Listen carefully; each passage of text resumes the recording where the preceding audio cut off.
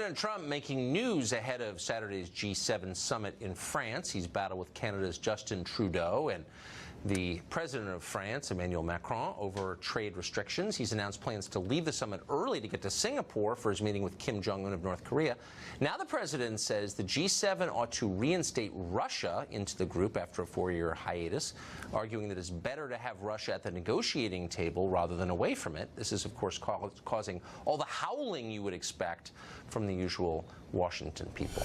David Tafuri advised Barack Obama's campaign on foreign policy, and he joins us tonight. David, this sounds like something liberals used to say during the Cold War. It's better to be at the table talking than not to be. Why is that not true now? That's absolutely still true, but this was a strange platform for Trump to make this comment at the G7 summit. As you noted, he's gotten in arguments and squabbles with two of our closest allies, Canada and France, but then his one statement of support is for Russia, who is not there. Also of interest, he didn't say why he wants Russia to be there. Is there some trade deal he wants to do with the other G7 countries and Russia, or a security deal? I haven't spoken to him about this, but here's a guess. We're very close to an actual war with Russia. We're fighting a war with Russia, as you know, in Syria. We've killed hundreds of Russians in Syria. And you could very easily see a war breaking out there. You could see a war breaking out over Ukraine. You could see problems in Georgia. I mean, we're as close to conflict with Russia as we've been in a long time. Why wouldn't you want to diffuse that a little bit? Is there an advantage to going to war with Russia? Well, I'm glad you pointed that out, and I agree with you about that. But then you have to remember, why was Russia kicked out of the G8 in the first place in 2014? Because it annexed Crimea and violated Ukraine's sovereignty. Right. It's continuing in that effort by supporting a bloody war in eastern Ukraine. So that was a punishment to Russia. What Trump is suggesting is now taking away that punishment, and he doesn't even acknowledge that Russia is continuing the actions that we were intending to discourage by kicking them out of the G8 in the first place. Okay, but I mean, if the point is to make a moral statement about how Putin is bad, worse than Stalin, liberals defended Stalin for 40 years, and now, you know, Putin's worse than him somehow. We've made the statement. I mean, why wouldn't you want to do everything you could to diffuse armed conflict with a nuclear-armed Russia?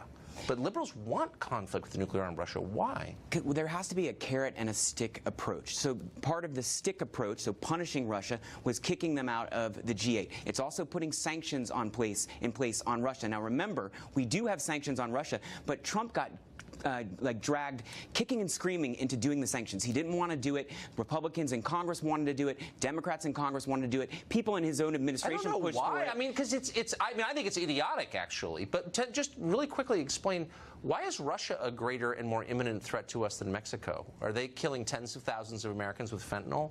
Have they flooded our country with 20 million illegal aliens? Well, Russia. No, seriously, why are they a bigger threat to us than Russia? They are a bigger threat to us because they're trying to interfere in our democracy. Going back to the January 2017 report Mexico from our intel agencies, people to invade our country, and a lot of them are trying to vote.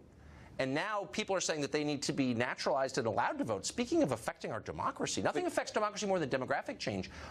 So Russia's still a bigger threat than Mexico, because why? These are different types of threats. There are people that come from Mexico, and some of the illegal immigration is a threat to the U.S., and the drug cartels in Mexico are a threat. But the Mexican government is not a threat. The Mexican government's policies are not a threat. Whereas Putin, who is an authoritarian dictator, who's doing everything he can to stop the American influence around the world, to stop America's support for democracies around the world, and to protect our own democracy. He's a threat to all of those things, which it used to be all Americans agreed that was important. Yeah, on both sides of the aisle. A lot of Americans have lost faith in the idea it's our job to spread democracy because our repeated attempts to do so didn't work and resulted in the rise of ISIS. So people are kind of rethinking that. Let me ask you this, though. Since Russia is the most evil place ever, and Putin obviously is Lord Satan himself, what do you make of the fact that Alex Ovechkin, a hero here in Washington, won the Stanley Cup for the Caps last night in Vegas? You were at the game. Is a friend of Putin's and a promoter of Putin's in the United States. Should we put him in jail? I mean, I know he won the Stanley Cup, but he's friends with Putin. Should we incarcerate him? Of course we should not incarcerate him. As you mentioned, I was lucky enough to be at the game in Vegas. It was amazing. That's an incredibly tough place for an opponent to play in the Vegas Stadium, and the Capitals did it. Maybe the Russians hacked the game. Has it occurred to you? No, Ovechkin is a big part of it. Ovechkin is the team leader. He scored a goal in the second period that was magnificent, so he deserves credit for that. Now, he has a friendship with Putin going back 10 years. But doesn't that mean he should be in jail? Of course, doesn't mean like he the should be in Carter jail. Page of hockey. It doesn't mean he should be in jail. He's not interfering in our election. Thank God. He's winning Stanley Cup. For the record, for I our love capital city. Ovechkin. I could care less if he's friends with Putin. Well, the point is, it's okay. It's okay for him to be friends with Putin, but he shouldn't be supporting Putin's policies because he's here in America. We love him for his contributions to America, not for his support for David Putin. Teferi, a hardened Caps fan. That's a compliment. Great to see you. Thank you. The campaign against global warming seems to have gone bust. It started as an effort to protect the environment. It is not that anymore. UC Berkeley visiting scholar Stephen Hayward just wrote a piece in the Wall Street Journal detailing how the movement has been hijacked by obsessions with race and gender. Worries about carbon and rising sea levels have turned into speeches about fighting misogyny and so-called climate justice, whatever that is. Stephen Hayward joins us tonight to explain. Professor, thanks for coming on. Oh, thank you, Tucker. Isn't it amazing how everything seems to get reduced to race and justice these days? Well, yeah, but it's especially amazing when topics that have no conceivable connection to race and gender get pulled in. How did that happen? Well, I mean, the whole point of the article was fairly simple.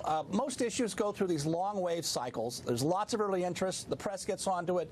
Flurry of political activity. Some policies are made. Then we start having consideration of trade-offs. And that's been going on with global warming for several years now. It's really expensive to do what a lot of the climatistas, as I call them, want us to do. And so now that you're seeing more and more expressions, including in the Paris Climate Accord, that we need to consider gender equality and climate justice, that's a sign that the issue has, as the cliche goes, jumped the shark. And no, it's kind of at the end of its string. And public opinion surveys here and in Europe show declining public interest in the whole darn thing.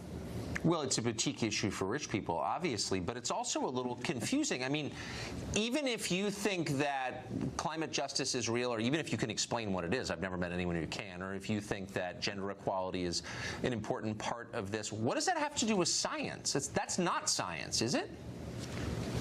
No, not at all. I mean, and that was one of the things I said in the article is look, I'm not questioning any of what is called the consensus about climate science. Right. I'm just saying as a political and policy matter, this has run its course. And my goodness, you ought to see my Twitter feed blow up yesterday and today. Apparently, it's not enough to call someone a climate denier anymore when you dissent from climate orthodoxy.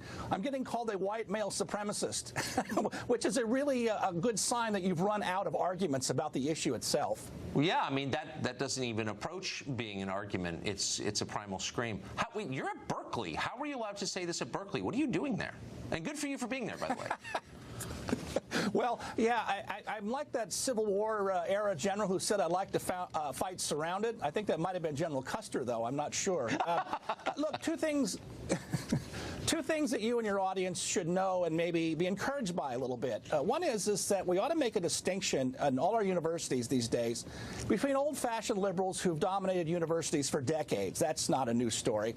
Right. But increasingly, the universities are being dominated by a much more radical, progressive left that, as we know, often turn to violence to get their way.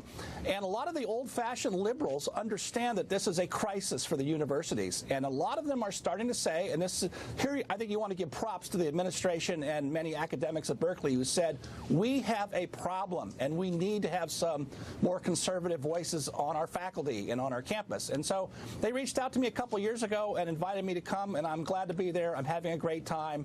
And I get along with most of the liberals on the campus just fine, and the radicals won't engage me at all. Well, I think that's important to make the distinction. I mean, if liberalism is a concern for civil liberties, a commitment to free speech, a belief in actual diversity, then I'm a liberal and proud to be one. But there aren't many left. I'm glad you found some in Berkeley. That's really heartening. Professor, thank you. It was a great piece. Well, thank you, Tucker.